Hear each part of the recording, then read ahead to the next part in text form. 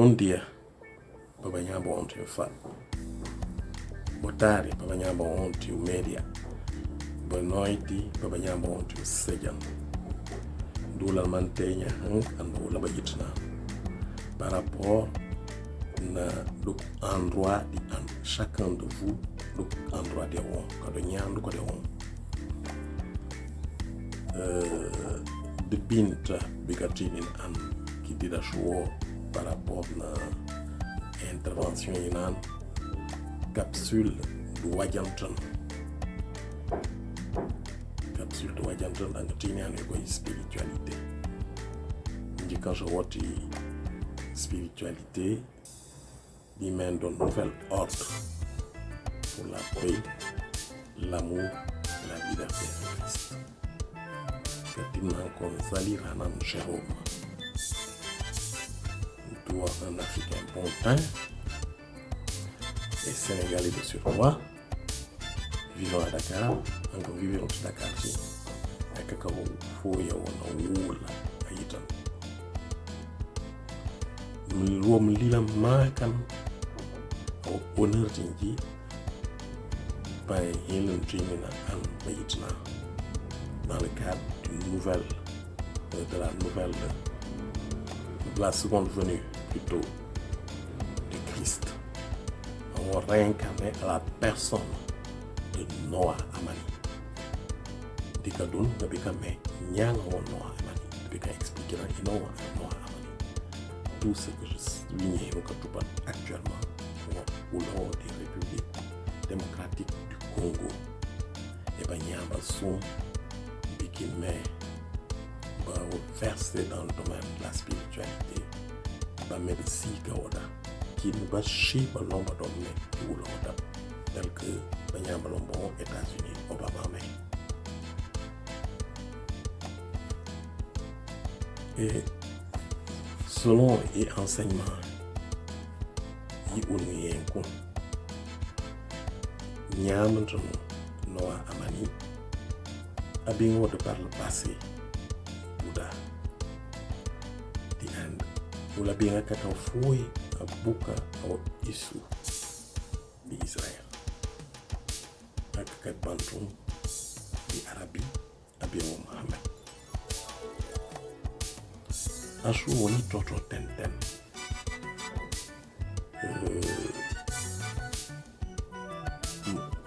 Noah Amani o nyanyi me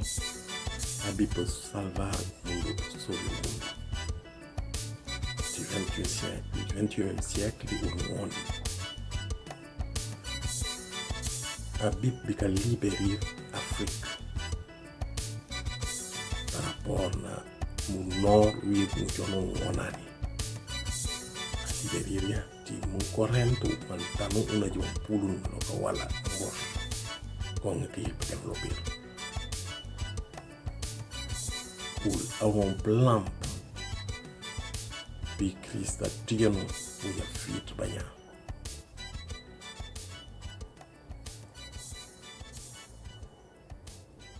qui a pu petite justice au Congo, à Djuna du Congo, ou à pas du Congo, parce qu'on a remplacé la royauté. Donc, Congo, donc Djuna, a répandu au chemin de l'Afrique aussi, Kabaka, Bikalokani, Congo. Donc, fier que nous avons dit que nous avons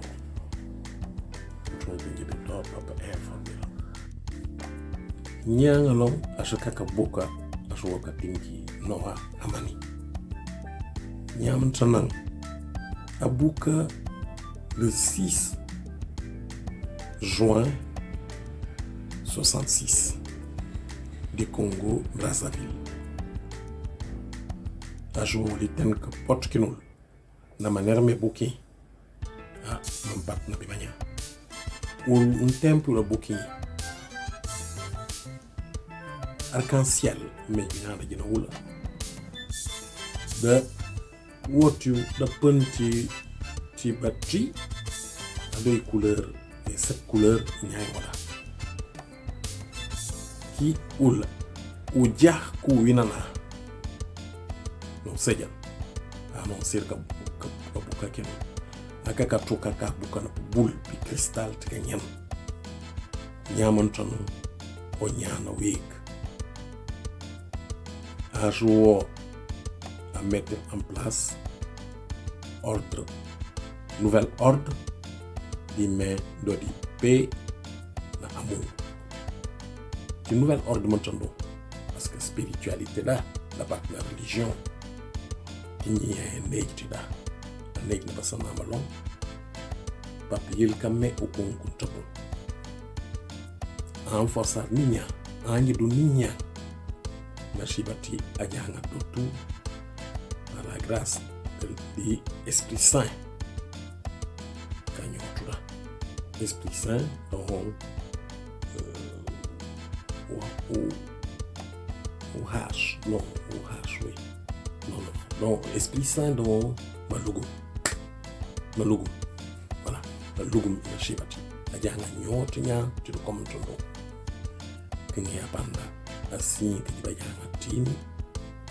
ka wote bugabu sol o tipo rectifier ko yelo tupun kanu que kaka dik sin to lefino dik nya ko nyanto gibi yang sin ko mobuka deu assim qui nous fiar au monde que effectivement abi tikabuka ki Yesu Krista bayamba nyanga pen Yesu Krista ajuo nyanyi me en 1921 Papa Simon Kibangu en du Congo Kinshasa asara tubanyanga nyana weka lunga buka ulankulunga pana Afrika na umundu timizaya ulkade nkanyen aki ulabutan aso oliwina ona kiara ando juk skola na yitum aso tinu mbabu jent pisha tinu anglais u jent pish parce que voyager mais aso jaar on a famille di du Congo o tika jaar mais aso mettre na bunura te do bandi États-Unis bashi bon tumbi Obama na balong bisi ba me ado dabra pa o la kak États-Unis ka boki ajina bukal ulu ko interesser no popto Afrique karagle problème Afrique ko we ko shubi ubi parce que la yeng Congo kalunka bantu ka créer des régions d'Afrique kabaka no kabandi Europe da lunko économie de bakanta jot Amérique économie de jot Afrique don grenier de halu Afrique da lunka nata ka tigenu mundu ibida tigenu tofo mundu di Egypte wonto bi nko bankier ki Noah Amani ajuo nyanyi me abuka qui date indiqueront le 6 juin 66, ce qui signifie que chiffre dans 6666. Qui 6666 maintenant on va les calculer dans le 6. 6 d'ajout un numéro oui nyang. Un numéro maintenant ojo diman ko di nyanga yanga do pan kapaya ado ban ko do week makam ci spiritualité o nyanga mei abaka ka jukan lona jukan o week mundu ki umuntano ajo akabanyama foilo bon foilo muntambuko untulo adombaka Bukabanati natab di baka sous l'inspiration du Saint-Esprit et Allah arabado yuwina ashoti équipe de nuko ndi kinyoti baka kasha joko nun uko yumundu na uko yume ti koi kubika hilka paya kabandina sibati aje jokanunka koi politique koi science sans compter spiritualité dans les profonde des bardadi depuis lors de l'ignorance kina winwi na tentati na parce qu'un tempo wi kamena uba le petit air du verseau les deux air du poisson autre néganti air du verseau notre intersection actuellement pour qui bouleversement ils sont tout le monde marqué qui tous les 2000 ans changement du en Europe donc actuellement notre changement donc qui noa amani maintenant capi alors que nga jangal en tout cas wat ka fait ki non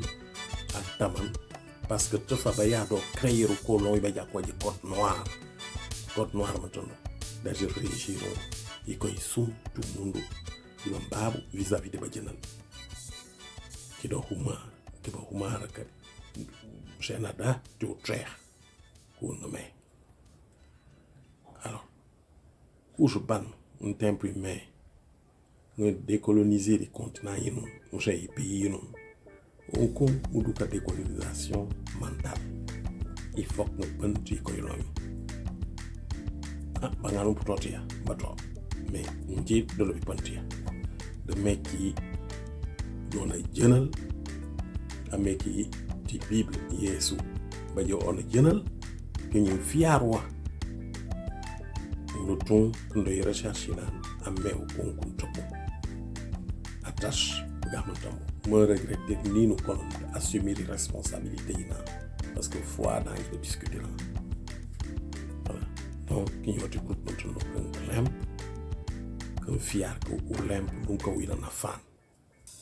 qui n'y est changa jakan wali tanti nyami lettre M donda lettre M maintenant de signifier ouais de signifier que ou l'on le grand maître ou l'on le formateur des formateurs et y'a ma kulunga tiye mundu fan ka forme banya ou la woti bakita ou la ko forme mbaka kasha woto sakume waliya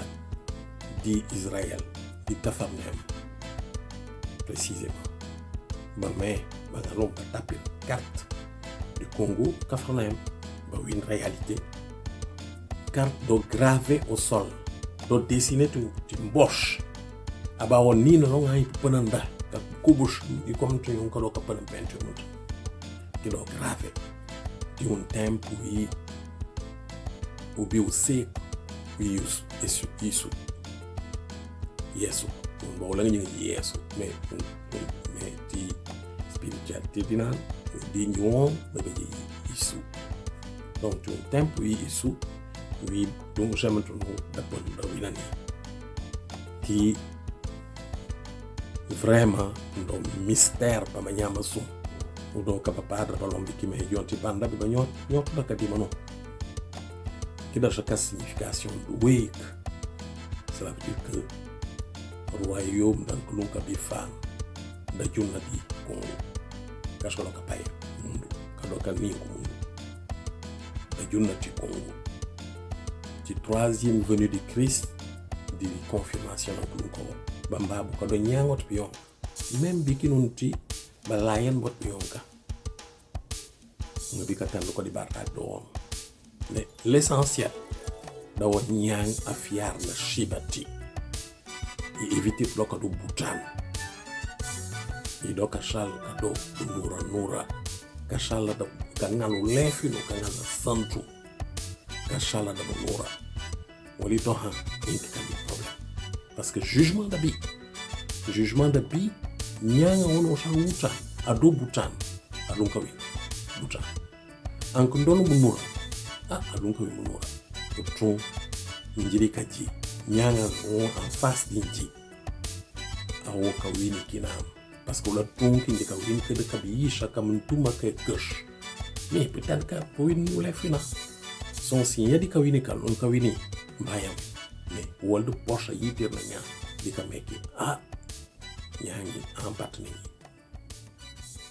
tour di nyanga sentir di la jangara sentir donc jido ka respitara ka ngala ka wulo rispitu pour nura ka meki umtono wa l'image di Nashibati. Donc noba mantamu wini tijum bika tupan ka yakan ka ji upanti un tempo banyamba torcar te tupan wana sérieux nji na me na ko e pro butan peut-être ñu humuna pot de juban banyamba sibe ko juban ñu wona tasha dilan ka juban mais di ko ni manundi de pep do ko doy koy loy top la Nashibati na partati modo no la Nashibati na partati te di yit na nyangi me la kashi te fan na lunka wi na lunka me mo di jina long tashan parce que on tinye ka pulu esprit saint ka ji bini ibando koda banyama way pulu ka banda ka banda no ba way banda bando banda ba hita parce que esprit saint anda du ka ja ko bi ibi na ke na banyama ki lokale ko lu tonk ndwan na purara parce que le tiganon tempo nan le tiganan ki na to si ou ko yekatini voilà kangal parce que vivre wa achal ka partager wa anna wa informer parce que anaka uno anaka uno no nji kinyo anaka uno parce que fan no moti anak lunga moy voilà jibi mo wala longa woto awanga jidi kana takaida enat jibi ni hela kinya anka wala fi banyamba ko kana kam kinya ka beban makam apidir may bu no parce que nyango jibu ko arnat la seule différence ka ji poche kaya les racines une taille akay nah ak bu ko ba ba hefund akay comme tumsi wali kaka wo ak bantiba ulamba ulispitu imeki banam ni bu ko ba pocho donc kinji de beban nura te viajo